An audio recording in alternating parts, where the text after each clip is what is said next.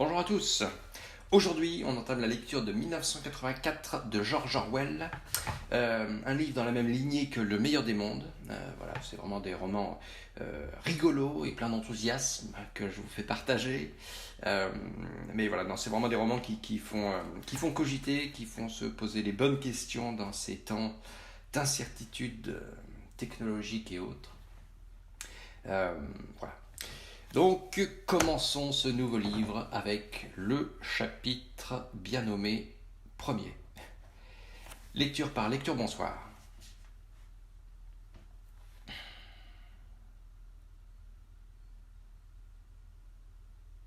C'était une journée d'avril froide et claire.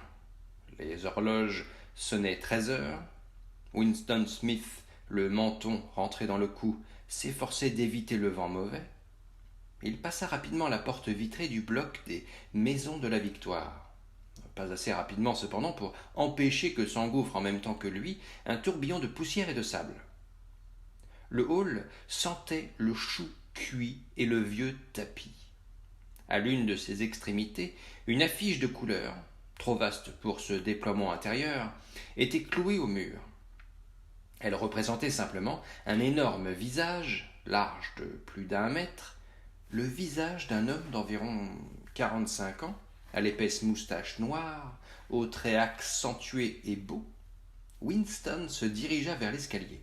Il était inutile d'essayer de prendre l'ascenseur. Même aux meilleures époques, il fonctionnait rarement. Actuellement d'ailleurs, le courant électrique était coupé dans la journée. C'était une des mesures d'économie prises en vue de la semaine de la haine. Son appartement était au 7e. Winston, qui avait 39 ans et souffrait d'un ulcère variqueux au-dessus de la cheville droite, montait lentement. Il s'arrêta plusieurs fois en chemin pour se reposer. À chaque palier, sur une affiche collée au mur face à la cage de l'ascenseur, l'énorme visage vous fixait du regard. C'était un de ces portraits arrangés de telle sorte que les yeux semblent suivre celui qui passe. Une légende sous le portrait disait « Big Brother vous regarde ». À l'intérieur de l'appartement de Winston, une voix sucrée faisait entendre une série de nombres qui avaient trait à la production de la fonte. La voix provenait d'une plaque de métal oblongue, miroir terne, encastré dans le mur de droite. Winston tourna un bouton et la voix diminua de volume, mais les mots étaient encore distincts. Le son de l'appareil, du télécran, comme on disait, pouvait être assourdi, mais il n'y avait aucun moyen de l'éteindre complètement. Winston se dirigea vers la fenêtre.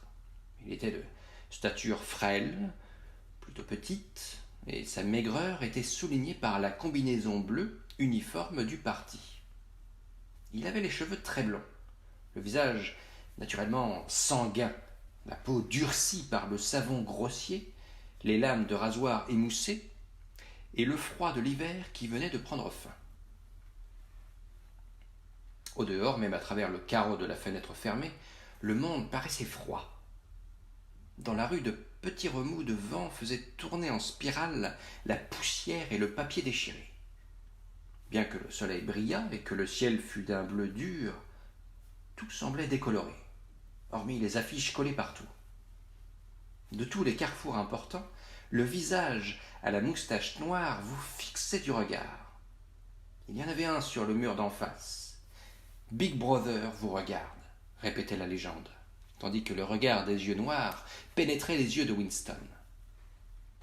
Au niveau de la rue, une autre affiche, dont un angle était déchiré, battait par à-coups dans le vent, couvrant et découvrant alternativement un seul mot, Hang Sok. Au loin, un hélicoptère glissa entre les toits, plana un moment, telle une mouche bleue, puis repartit comme une flèche, dans un vol courbe. C'était une patrouille qui venait mettre le nez aux fenêtres des gens. Mais les patrouilles n'avaient pas d'importance. Seule comptait la police de la pensée. Derrière Winston, la voix du télécran continuait à débiter des renseignements sur la fonte et sur le dépassement des prévisions pour le 9e plan triennal. Le télécran recevait et transmettait simultanément. Il captait tous les sons émis par Winston au-dessus d'un chuchotement très bas. De plus, tant que Winston demeurait dans le champ de vision de la plaque de métal, il pouvait être vu aussi bien qu'entendu. Naturellement, il n'y avait pas moyen de savoir si, à un moment donné, on était surveillé. Combien de fois, et suivant quel plan, la police de la pensée se branchait-elle sur une ligne individuelle quelconque? Personne ne pouvait le savoir. On pouvait même imaginer qu'elle surveillait tout le monde, constamment. Mais de toute façon, elle pouvait mettre une prise sur votre ligne chaque fois qu'elle le désirait. On devait vivre.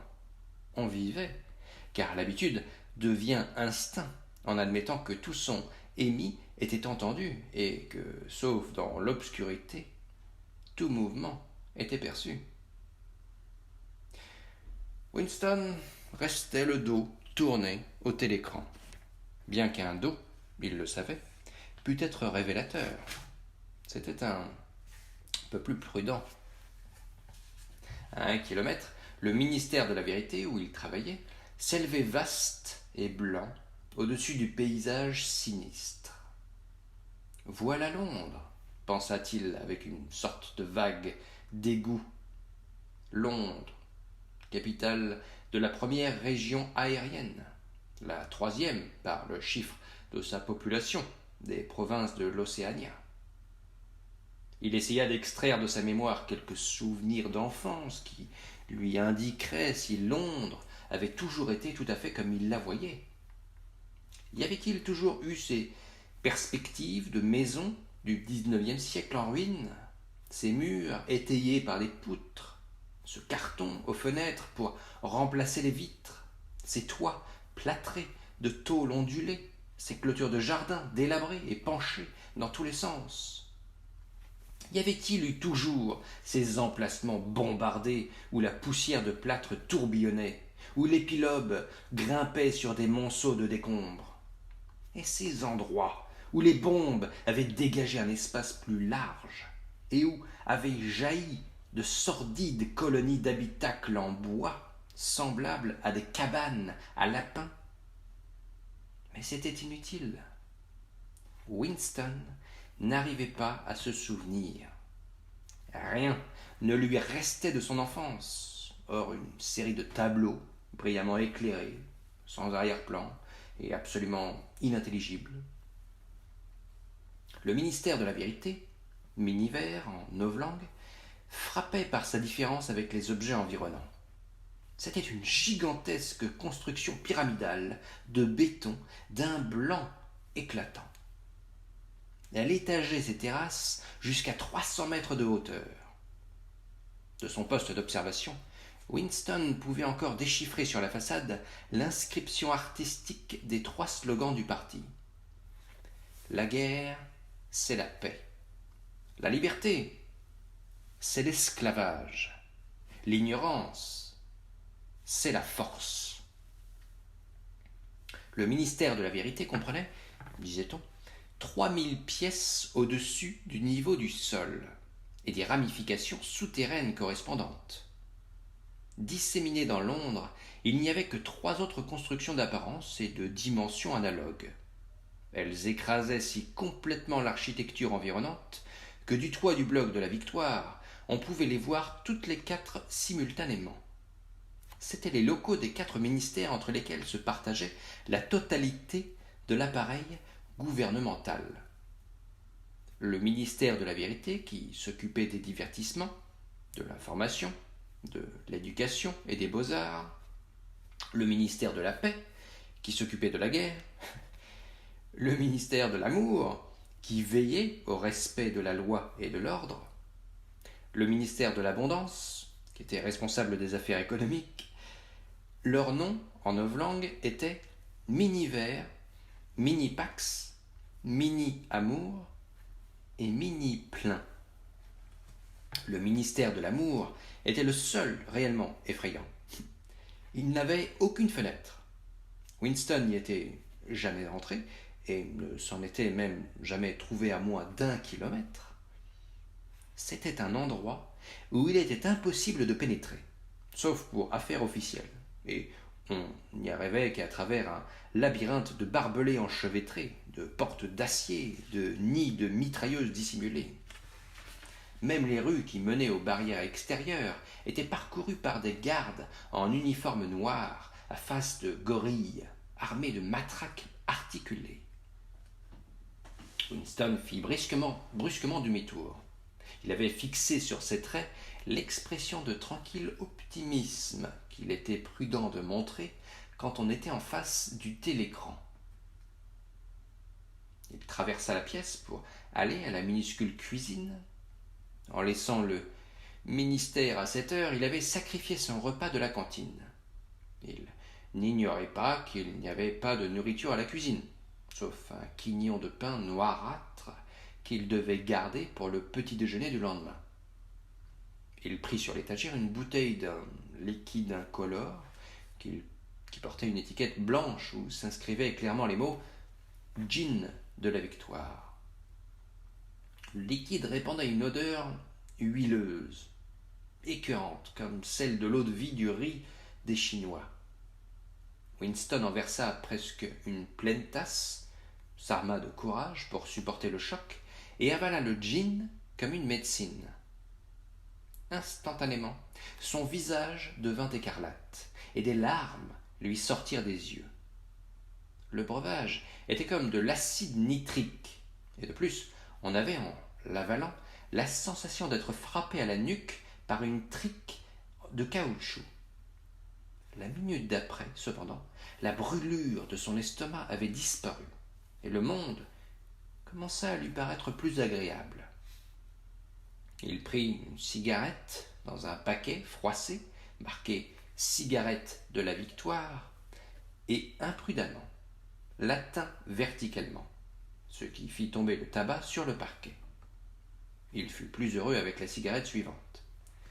Il retourna dans le living room et s'assit à une petite table qui se trouvait à gauche du télécran. Il sortit du tiroir un porte-plume, un flacon d'encre, un in-quarto épais et vierge au dos rouge et à la couverture marbrée. Le télécran du living room était, pour une raison quelconque, placé en un endroit inhabituel. Au lieu de se trouver comme il était normal dans le mur du fond, où il aurait commandé toute la pièce, il était dans le mur plus long qui faisait face à la fenêtre. Sur un de ses côtés, là où Winston était assis, il y avait une alcôve peu profonde qui, lorsque les appartements avaient été aménagés, était probablement destinée à recevoir des rayons de bibliothèque. Quand il s'asseyait dans l'alcôve, bien en arrière, Winston pouvait se maintenir en dehors du champ de vision du télécran. Il pouvait être entendu, bien sûr, mais aussi longtemps qu'il demeurait dans sa position actuelle, il ne pourrait être vu. C'était l'aménagement particulier de la pièce qui avait en partie fait naître en lui l'idée de ce qu'il allait maintenant entreprendre. Mais cette idée lui avait aussi été suggérée par l'album qu'il venait de prendre dans le tiroir. C'était un livre spécialement beau. Son papier crémeux et lisse, un peu jauni par le temps, était d'une qualité qui n'était plus fabriquée depuis 40 ans au moins. Winston estimait cependant que le livre était beaucoup plus vieux que cela. Il l'avait vu traîner à la vitrine d'un bric-à-brac moisissant dans un sordide quartier de la ville. Lequel exactement? Il ne s'en souvenait pas, et avait immédiatement été saisi du désir irrésistible de le posséder. Les membres du parti, normalement, ne devaient pas entrer dans les boutiques ordinaires. Cela s'appelait acheter au marché libre. Mais la règle n'était pas strictement observée, car il y avait différents articles tels que les lacets de souliers, les lames de rasoir, sur lesquels il était impossible de mettre la main autrement. Il avait d'un rapide coup d'œil parcouru la rue du haut en bas, puis s'était glissé dans la boutique et avait acheté le livre $2,50. Il n'avait pas conscience, à ce moment-là, que son désir impliqua un but déterminé. Comme un criminel, il avait emporté dans sa serviette ce livre qui, même sans aucun texte, était complètement compromettant. Ce qu'il allait commencer, c'était son journal. Ce n'était pas illégal, rien n'était illégal puisqu'il n'y avait plus de loi. Mais s'il était découvert, il serait sans aucun doute puni de mort ou de 25 ans au moins de travaux forcés dans un camp. Winston adapta une plume au porte-plume et la suça pour en enlever la graisse. Une plume était un article archaïque, rarement employé même pour les signatures. Il s'en était procuré une, furtivement, et avec quelques difficultés, simplement parce qu'il avait le sentiment que le beau papier crémeux appelait le tracé d'une réelle plume, plutôt que les éraflures d'un crayon à encre. À dire vrai, il n'avait pas l'habitude d'écrire à la main. En dehors de très courtes notes, il était d'usage de tout dicter au phonoscript, ce qui naturellement était impossible pour ce qu'il projetait. Il plongea la plume dans l'encre, puis hésita une seconde. Un tremblement lui parcourait les entrailles. Faire un trait sur le papier était un acte décisif. En petites lettres maladroites, il écrivit 4 avril 1984. Il se redressa. Un sentiment de complète impuissance s'était emparé de lui. Pour commencer, il n'avait aucune certitude que ce fût vraiment 1984. On devait être aux alentours de cette date, car il était sûr d'avoir 39 ans, et il croyait être né en 1944 ou 1945, mais par les temps qui couraient, il n'était possible de fixer une date qu'à 1 ou 2 ans près. Pour qui écrivait-il ce journal ? Cette question, brusquement, s'imposa à lui. Pour l'avenir, pour des gens qui n'étaient pas nés. Son esprit erra un moment autour de la date approximative écrite sur la page, puis bondit sur un mot novlangue. Double pensée. Pour la première fois, l'ampleur de son entreprise lui apparut. Comment communiquer avec l'avenir ? C'était impossible, intrinsèquement. Ou l'avenir ressemblerait au présent et on ne l'écouterait pas, ou il serait différent et son enseignement dans ce cas n'aurait aucun sens. Pendant un moment, il fixa stupidement le papier.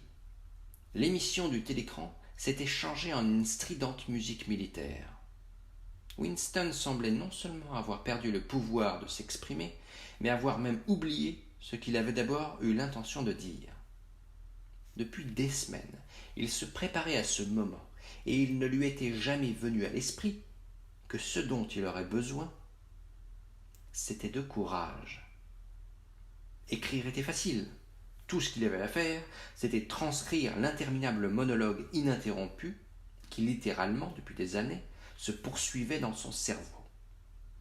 En ce moment, cependant, même le monologue s'était arrêté. Par-dessus le marché, son ulcère variceux commençait à le démanger d'une façon insupportable. Il n'osait pas le gratter car l'ulcère s'enflammait toujours lorsqu'il y touchait. Les secondes passaient. Winston n'était conscient que du vide de la page qui était devant lui, de la démangeaison de sa peau au-dessus de la cheville, du beuglement de la musique et de la légère ivresse provoquée par le gin. Il se mit soudain à écrire, dans une véritable panique, imparfaitement conscient de ce qu'il couchait sur le papier. Minuscule, quoique enfantine, son écriture montait et descendait sur la page, abandonnant d'abord les majuscules, et finalement même les points. 4 avril 1984. Hier, soirée au ciné. Rien que des films de guerre. Un très bon film montrait un navire plein de réfugiés, bombardé quelque part dans la Méditerranée.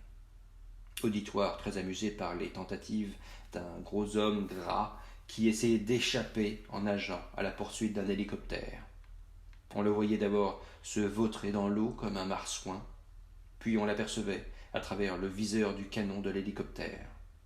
Il était ensuite criblé de trous et la mer devenait rose autour de lui.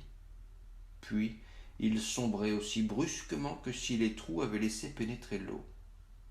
Le public riait à gorge déployée quand il s'enfonça. On vit ensuite un canot de sauvetage plein d'enfants que survolait un hélicoptère. Une femme d'âge moyen, qui était peut-être une juive, était assise à l'avant, un garçon d'environ 3 ans dans les bras. Petit garçon criait de frayeur et se cachait la tête entre les seins de sa mère comme s'il essayait de se terrer en elle, et la femme l'entourait de ses bras et le réconfortait alors qu'elle était elle-même verte de frayeur. Elle le recouvrait autant que possible comme si elle croyait que ses bras pourraient écarter de lui les balles. Ensuite, l'hélicoptère lâcha sur eux une bombe de 20 kilos qui éclata avec un éclair terrifiant, et le bateau vola en éclats. Il eut ensuite l'étonnante projection d'un bras d'enfant montant droit dans l'air. Un hélicoptère muni d'une caméra a dû le suivre et il y eut des applaudissements nourris venant des fauteuils. Mais une femme qui se trouvait au poulailler s'est mise brusquement à faire du bruit en frappant du pied et en criant. On ne doit pas montrer cela, pas devant les petits, on ne doit pas... Non, ce n'était pas bien, pas devant les enfants, ce n'était pas jusqu'à ce que la police la saisisse et la mette à la porte. Je ne pense pas qu'il lui soit arrivé quoi que ce soit.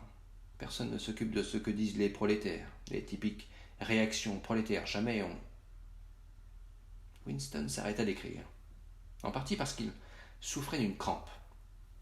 Il ne savait pas ce qui l'avait poussé à déverser ce torrent d'absurdité, mais le curieux était que, tandis qu'il écrivait, un souvenir totalement différent s'était précisé dans son esprit, au point qu'il se sentait presque capable de l'écrire. Il réalisait maintenant que c'était à cause de cet autre incident qu'il avait soudain décidé de rentrer chez lui et de commencer son journal ce jour-là. Cet incident avait eu lieu le matin au ministère, si l'on peut dire qu'une chose si nébuleuse qu'elle a eu lieu. Il était presque 11 heures, et au commissariat aux archives, où travaillait Winston, on tirait les chaises hors des bureaux pour les grouper au centre du hall, face au grand télécran, afin de préparer les 2 minutes de la haine.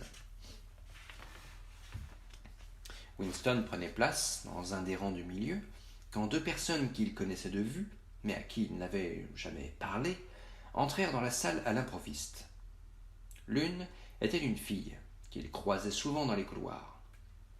Il ne savait pas son nom, mais il savait qu'elle travaillait au commissariat au roman.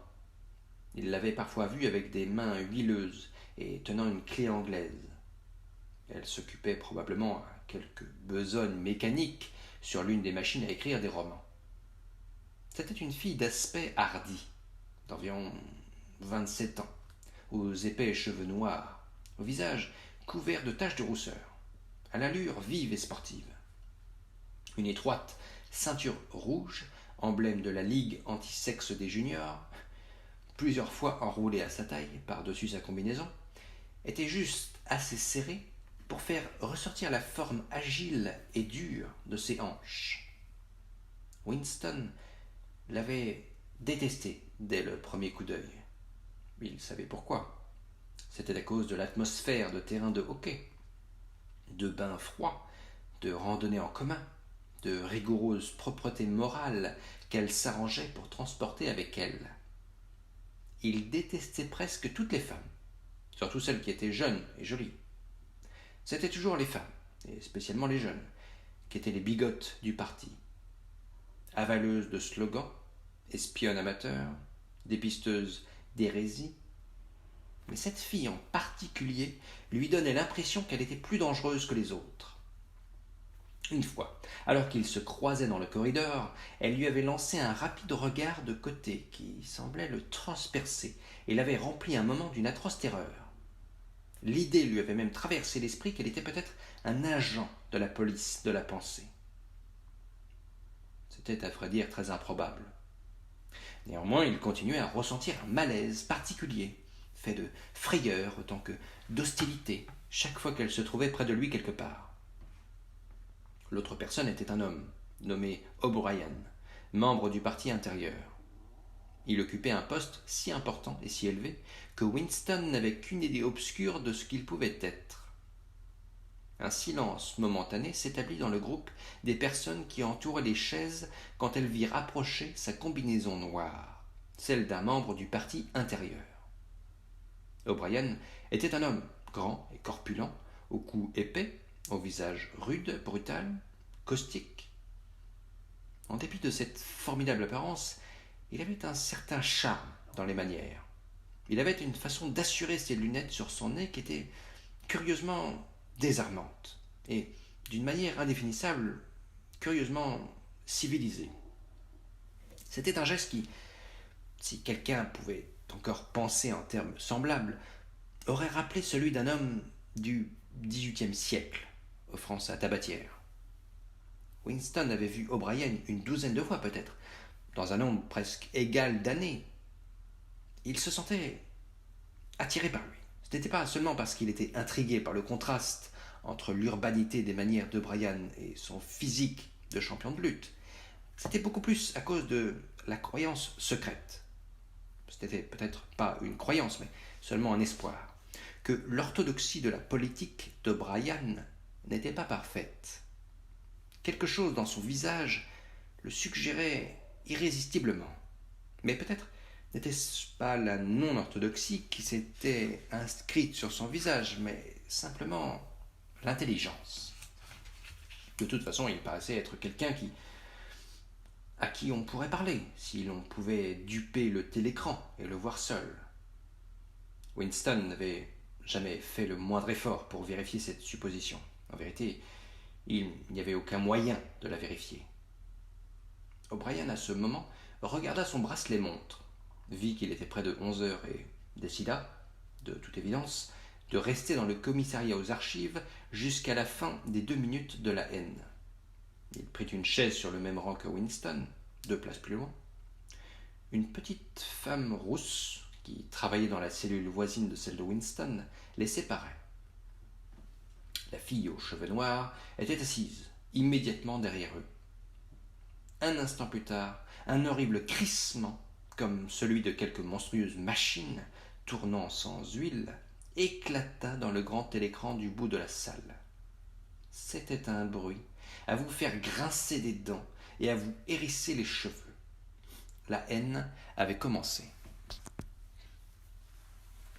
Comme d'habitude, le visage d'Emmanuel Goldstein, l'ennemi du peuple, avait jailli sur l'écran. Il y eut des coups de sifflet çà et là dans l'assistance.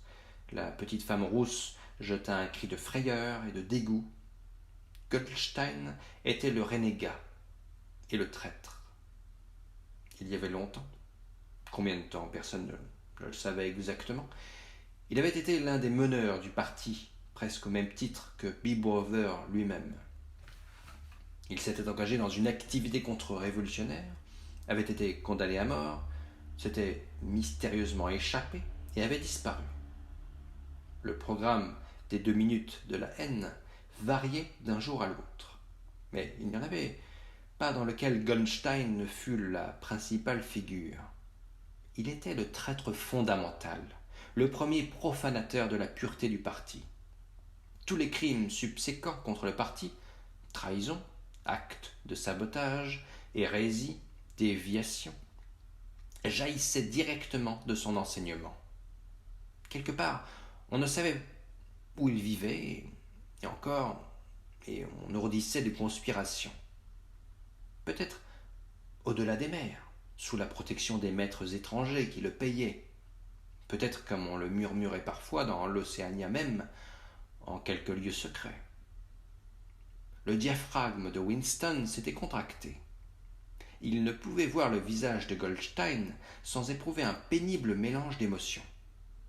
C'était un mince visage de juif, largement auréolé de cheveux blancs vaporeux, qui portait une barbiche en forme de bouc. Un visage intelligent, et pourtant méprisable par quelque chose qui lui était propre, avec une sorte de sottise sénile dans le long nez mince sur lequel près de l'extrémité, était perchée une paire de lunettes. Ce visage ressemblait à celui d'un mouton, et la voix, elle aussi, était du genre bêlant.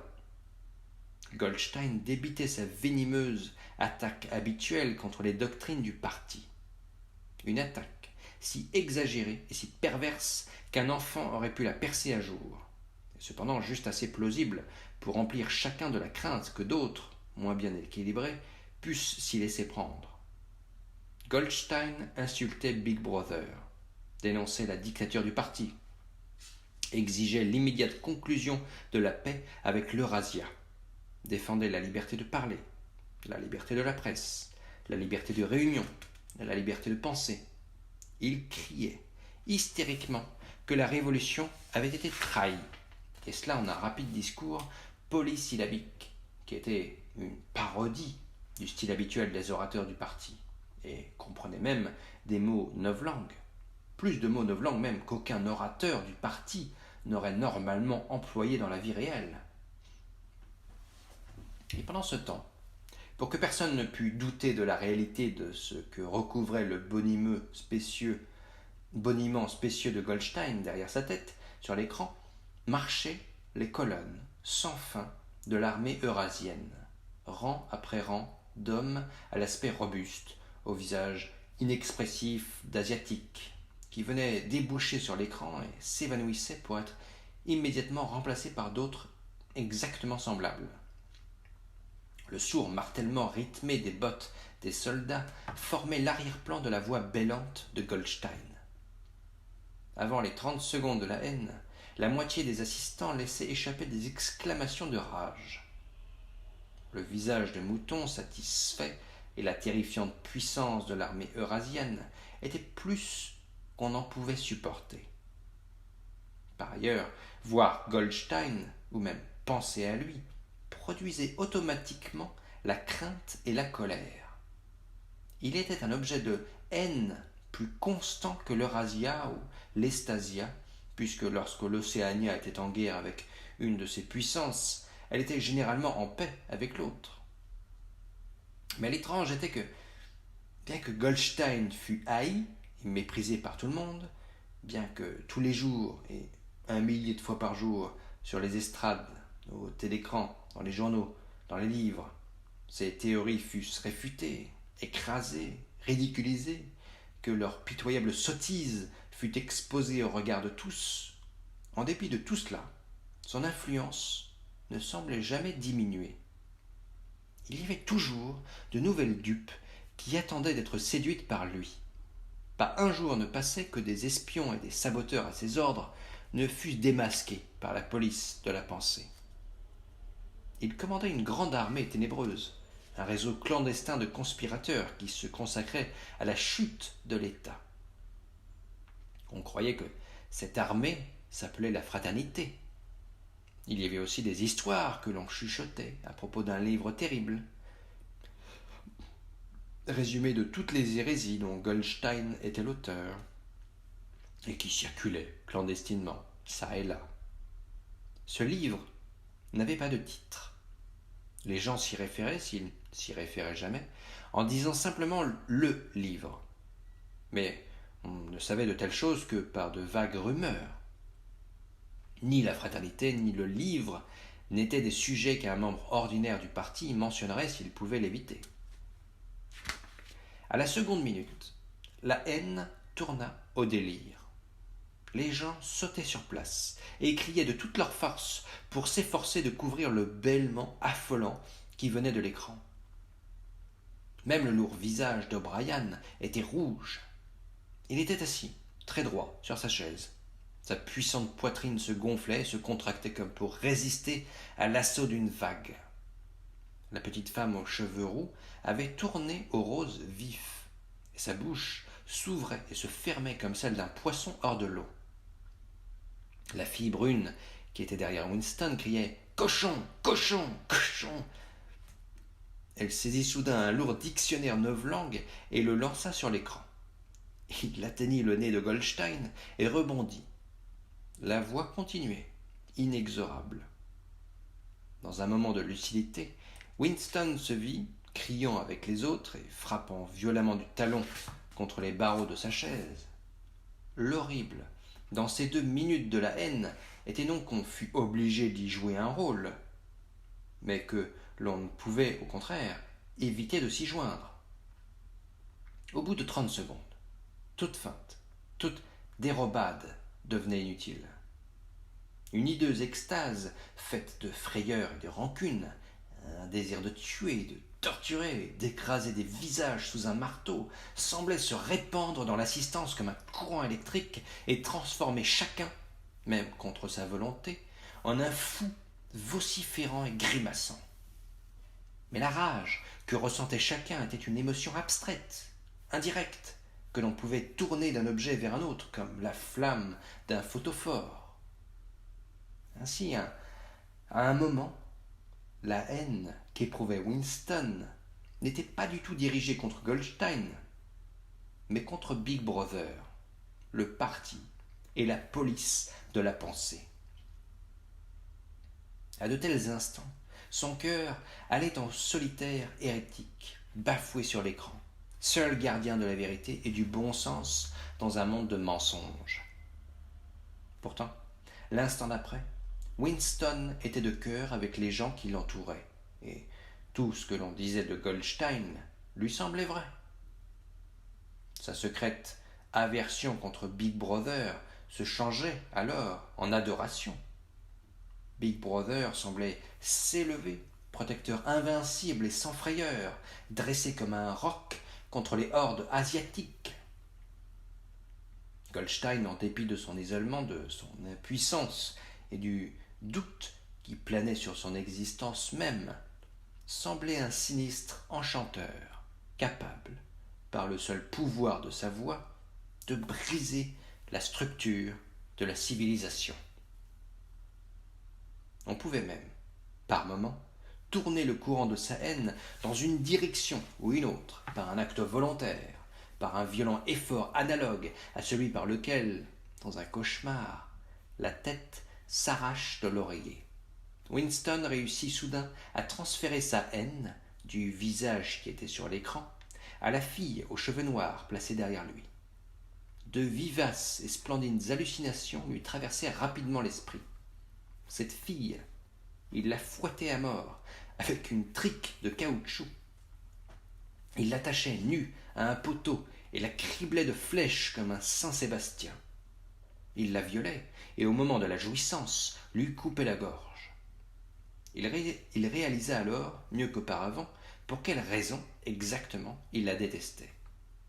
Il la détestait parce qu'elle était jeune, jolie et asexuée, parce qu'il désirait coucher avec elle et qu'il ne le ferait jamais, parce que, autour de sa douce et souple taille qui semblait appeler un bras, il n'y avait que l'odieuse ceinture rouge, agressif symbole de chasteté. La haine était là, à son paroxysme. La voix de Goldstein était devenue un véritable bêlement de mouton, et pour un instant, Goldstein devint un mouton.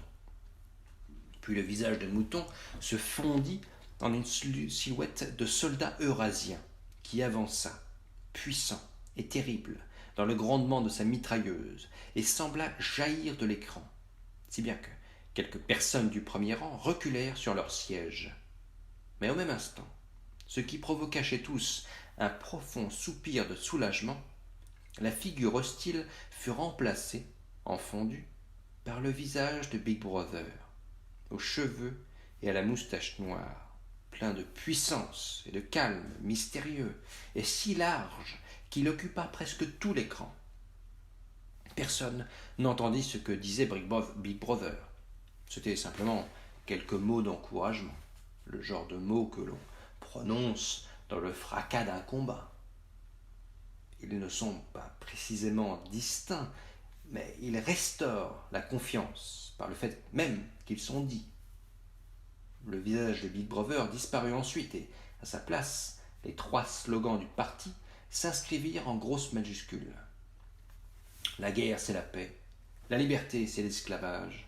L'ignorance, c'est la force. Mais le visage de Big Brother sembla persister plusieurs secondes sur l'écran, comme si l'impression faite sur les rétines était trop vive pour s'effacer immédiatement. La petite femme aux cheveux roux s'était jetée en avant sur le dos d'une chaise. Avec un murmure tremblotant qui sonnait comme « Mon sauveur », elle tendit les bras vers l'écran.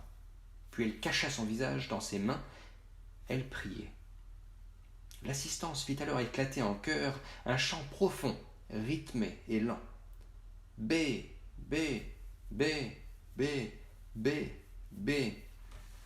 Encore et encore, très lentement, avec une longue pause entre le premier B et le second. C'était un lourd murmure sonore, curieusement sauvage, derrière lequel semblait retentir un bruit de pieds nus et un battement de tam-tam. Le chant dura peut-être 30 secondes. C'était un refrain que l'on entendait souvent au moment d'irrésistibles émotions. C'était en partie une sorte d'hymne à la sagesse et à la majesté de Big Brother. Mais c'était, plus encore, un acte d'hypnose personnelle, un étouffement délibéré de la conscience par le rythme. Winston en avait froid au ventre. Pendant les 2 minutes de la haine, il ne pouvait s'empêcher de partager le délire général, mais ce chant sous-humain de B, B, B, B l'emplissait toujours d'horreur. Naturellement, il chantait avec les autres. Il était impossible de faire autrement. Déguiser ses sentiments, maîtriser son expression, faire ce que faisaient les autres, étaient des réactions instinctives. Mais il y avait une couple de secondes durant lesquelles l'expression de ses yeux aurait pu le trahir. C'est exactement à ce moment-là que la chose significative arriva. Si, en fait, elle était arrivée. Son regard saisit un instant celui d'O'Brien. O'Brien s'était levé. Il avait enlevé ses lunettes et, de son geste caractéristique, il les rajustait sur son nez. Mais il y eut une fraction de seconde pendant laquelle leurs yeux se rencontrèrent, et dans ce laps de temps, Winston sut, il en eut l'absolue certitude, qu'O'Brien pensait la même chose que lui. Un message clair avait passé. C'était comme si leurs deux esprits s'étaient ouverts et que leurs pensées avaient coulé de l'un à l'autre par leurs yeux. « Je suis avec vous », semblait lui dire O'Brien. « Je sais exactement ce que vous ressentez. Je connais votre mépris, votre haine, votre dégoût. Mais ne vous en faites pas. Je suis avec vous. » L'éclair de compréhension s'était alors éteint, et le visage d'O'Brien était devenu aussi indéchiffrable que celui des autres. C'était tout, et Winston doutait déjà que cela se fût passé. De tels incidents n'avaient jamais aucune suite.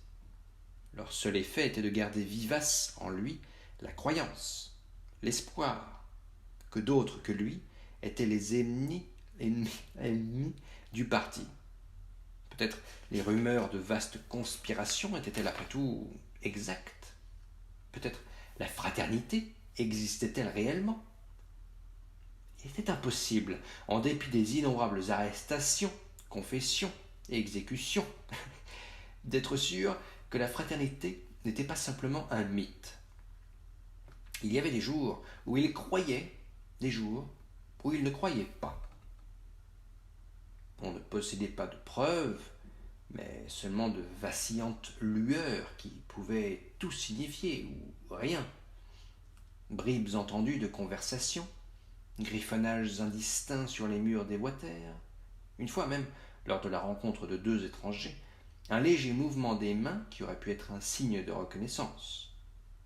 Ce n'était que des suppositions. Il avait probablement tout imaginé. Il était retourné à son bureau sans avoir de nouveau regardé O'Brien.